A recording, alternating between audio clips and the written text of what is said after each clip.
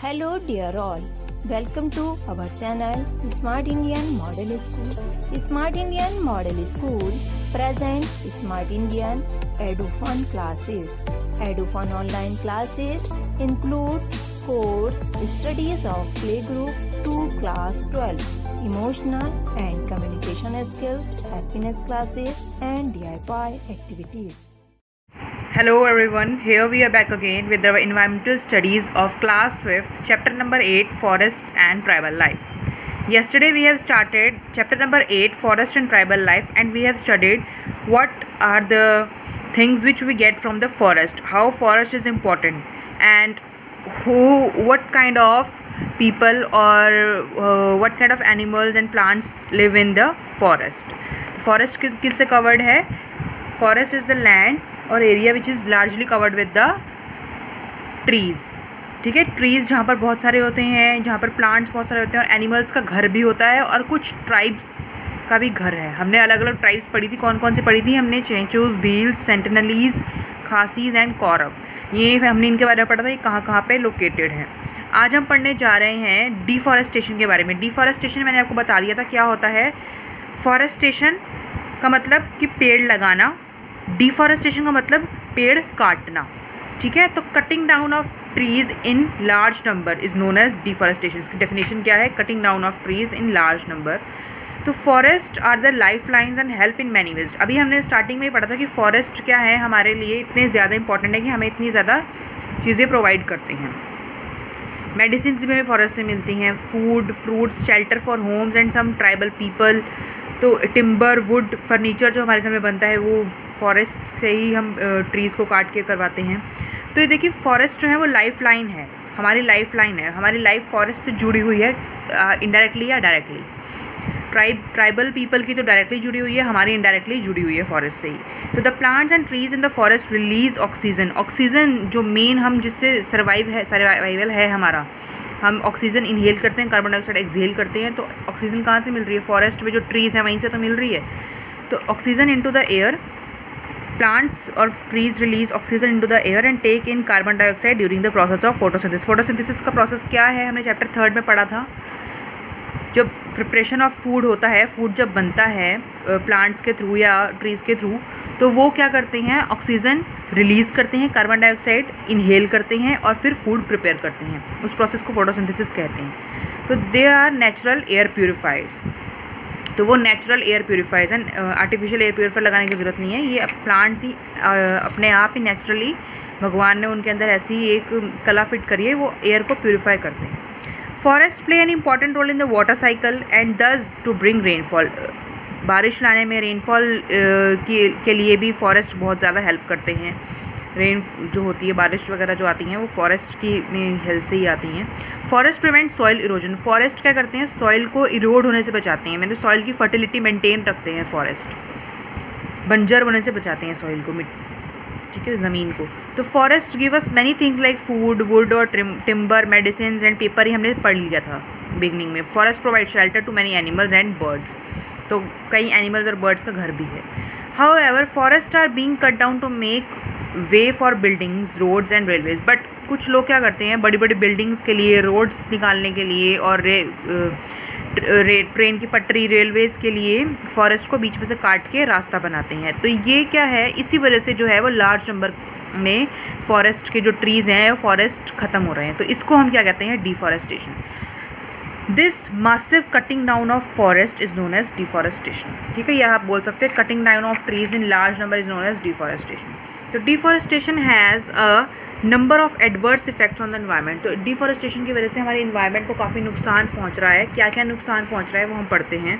It leads to the changes in the climate. बहुत ज़्यादा गर्मी पड़ने लग गई है आजकल. आप लोग देख रहे होंगे, अगर आप लोग अपने दादाजी या नाना जी से, दादी जी से पूछेंगे, जब वो हमारी उम्र के थे, आपकी उम्र के थे, तब मैक्सिमम टेम्परेचर कितना हुआ करता था? मैक्सिमम 30 से 35 डिग्री हुआ करता था, क्योंकि उस वक्त क्या थे, इतनी पॉपुलेशन भी नहीं थी और इतनी ज़्यादा प्रैक्टिस भी नहीं होती थी ट्रीज़ को काटने की. लेकिन अब पॉपुलेशन भी बहुत ज़्यादा हो रही है, बिल्डिंग्स बन रही हैं, रोड्स बन रही हैं, तो अब जो है टेम्परेचर 45, 46, 48 तक पहुंच जाता है. इसकी वजह से हमारा जो टेम्परेचर है वो ज़्यादा गर्म हो गया है, तो क्लाइमेट बहुत हॉट हो गया है. तो deforestation is one of the major reason for the reduced rainfall, बारिश भी कम हो गई और ग्लोबल वार्मिंग इंक्रीज़ हो गई है। तो डिफॉरेस्टेशन की वजह से ही ये सब कुछ हो रहा है। Many plant and animal varieties are lost due to deforestation. अब प्लांट्स और एनिमल्स का तो घर होता है फॉरेस्ट, जब फॉरेस्ट की ट्रीज़ ही काट देंगे तो फॉरेस्ट ही क्या बचा, वो तो सिंपल ज़मीन बच गई खाली। तो खाली ज़मीन में थोड़ी रहेंगे प्लांट्स और एनिमल्स, वो तो उनका तो घर तो छीन लिया गया, तो उनका घर उनसे छीन लिया जाता है, वो अपने बेघर हो जाते हैं animals and plants. Due to deforestation many tribes lose their homes. अब ट्राइबल पीपल के बारे में हमने स्टडी किया था, तो जब डिफॉरेस्टेशन हो जाएगी तो ट्राइबल पीपल का भी तो घर उनसे छीन लिया जाएगा और उनके लाइवलीहुड जिससे वो पैसा कमाते हैं तो वो भी उनसे छीन लिया जाता है, ठीक है। तो वो भी लूज़ कर देते हैं अपना घर, ट्राइबल पीपल। तो बहुत गलत चीज़ है, डिफॉरेस्टेशन नहीं होना चाहिए, हमें एफॉरेस्टेशन करना चाहिए, मतलब फॉरेस्ट ट्रीज़ वगैरह प्लांट्स वगैरह लगाने चाहिए। नेक्स्ट क्या है, चिपकू मूवमेंट। चिपकू मूवमेंट एक ऐसा मूवमेंट है जिसमें एक बार क्या हुआ था, एक राजा ने अपना, उसको एक वुड चाहिए थी तो उसने वुड कटर को भेज के फॉरेस्ट से कुछ ट्रीज़ को काट के वुड मंगवाई। तो वो जो वुड कटर्स थे वो फॉरेस्ट में गए, तो वहाँ पे जो ट्राइबल पीपल थे बिश्नोईज़ के, तो वो कह रहे थे कि नो, ये ट्रीज़ आप लोग नहीं काटेंगे, क्योंकि वहाँ पे जो ट्रीज़ थी उसकी बहुत ज़्यादा महानता थी। तो उन्होंने क्या किया, उन्होंने ट्रीज़ को हक कर लिया अपनी, उन्होंने चारों तरफ से ट्रीज़ को पकड़ लिया कि और बोला कि अगर आप लोग इन ट्रीज़ को काटना चाहते हैं तो आपको पहले हमें मारना पड़ेगा, हाँ, उसके बाद ही आप ट्रीज़ को काटिए। तो इसमें काफ़ी लोगों की जान चली गई थी। तो जब इस बात के बारे में महाराजा को पता चला कि आपने जो वुड मंगाई है उस वो वुड कटर ऐसे लेकर के आया है, तो महाराजा जो था वो बहुत ज़्यादा नाराज़ हो गया, बहुत ज़्यादा उसको बुरा भी लगा, और उसने उस बात के बाद ट्रीज़ को काटना एंड हंटिंग ऑफ एनिमल्स को मारना बैन करवा दिया। तो यही इस पैराग्राफ में लिखा हुआ है, चलिए पढ़ते हैं। The Chipko movement originally started in 1730। 1730 में चिपको मूवमेंट ओरिजिनली स्टार्ट हुई थी। The maharaja of Jodhpur wanted some wood for his palace. तो जो जोधपुर का महाराजा था उसको अपने पैलेस के लिए कुछ वुड चाहिए थी थोड़ी बहुत, तो उसने ही send wood cutters to cut down the khejri trees near Khejarli. ठीक है, उसको एक ट्रीज़ की कौन सी वैरायटी थी, खेजड़ी ट्रीज़ की वैरायटी के उसको वुड चाहिए थे। तो खेजड़ी ट्रीज़ उसने काटने के लिए बोले वुड कटर्स को, जो कि कहाँ है, खेजारली के पास, अब बिश्नोई विलेज में। तो Bishnoi were aware about the importance of the khejri tree. Bishnoi को पता था कि खेजड़ी ट्रीज़ तो बहुत ज़्यादा इंपॉर्टेंट है हमारे लिए, वो महानता थी वहाँ की खेजड़ी ट्रीज़ की, ठीक है, अपना अपना बिलीफ है। तो Bishnois were aware about the importance of khejri tree, उनको बहुत ज़्यादा लगता था कि ये बहुत ज़्यादा हमारे लिए इम्पॉर्टेंट है।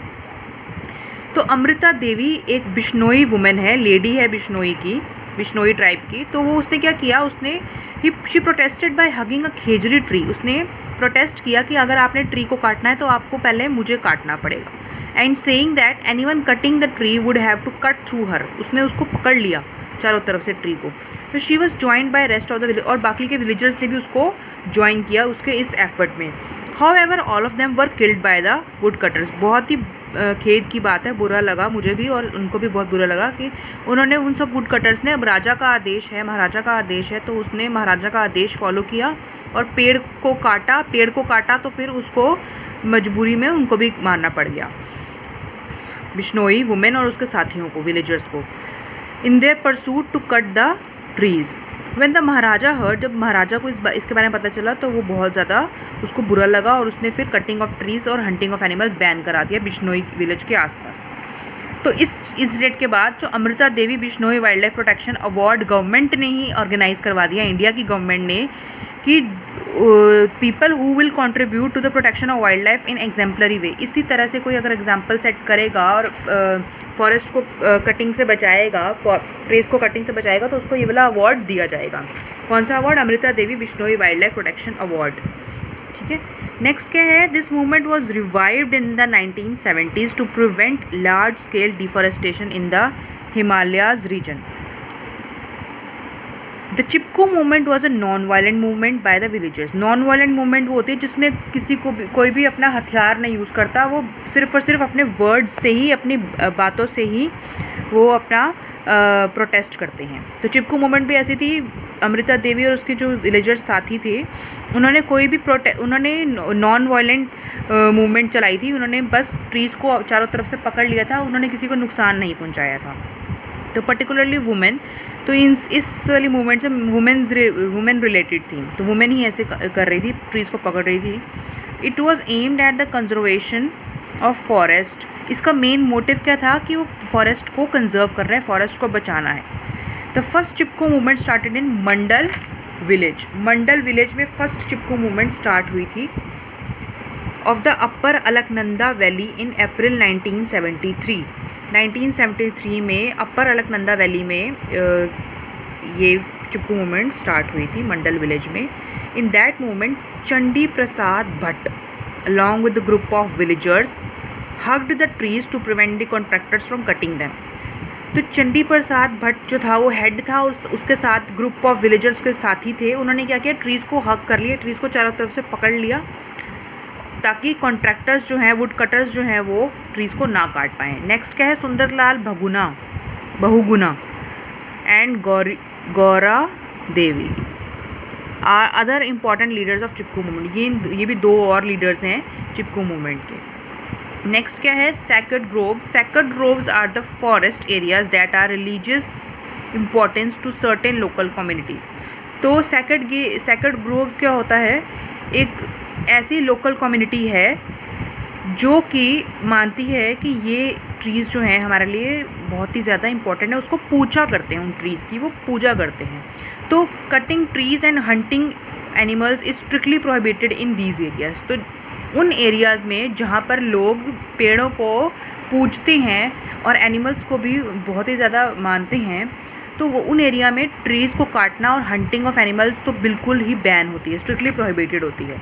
तो वहाँ पर नेचर की पूजा की जाती है। नेचर की, ट्रीज़ की, प्लांट्स की, एनिमल्स की, and all plant and animal life is protected with in the sacred groves. Sacred groves एक ऐसी जगह है जहाँ पर नेचर को पूजा जाता है और एनिमल्स और प्लांट्स की बहुत ज़्यादा प्रोटेक्शन की जाती है।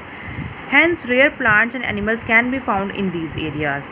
Sacred groves can be considered as mini forest. जो सैक्रेड ग्रोव्स हैं उनको हम क्या कह सकते हैं, मिनी फॉरेस्ट कह सकते हैं, छोटा सा जंगल भी कह सकते हैं। And helps in the conservation of nature and natural resources. तो वहाँ पर जो नेचर है वो काफ़ी सेफ़ रहती है, ट्रीज़ की कटिंग नहीं होती है वहाँ पर, क्योंकि लोग वहाँ पर ट्रीज़ को पूजते हैं। तो they are found in different parts of India are known as different by they are known by different names. अलग अलग नाम से जाने जाते हैं और अलग अलग इंडिया के पार्ट के अलग अलग जगह पर ये पाए जाते हैं। तो sacred groves are located mostly in the states of Andhra Pradesh. कहाँ कहाँ ये लोकेटेड हैं सैक्रेड ग्रोव्स? आंध्र प्रदेश में, अरुणाचल प्रदेश में, हिमाचल प्रदेश में, कर्नाटका में, महाराष्ट्र में, केरला एंड मेघालय में।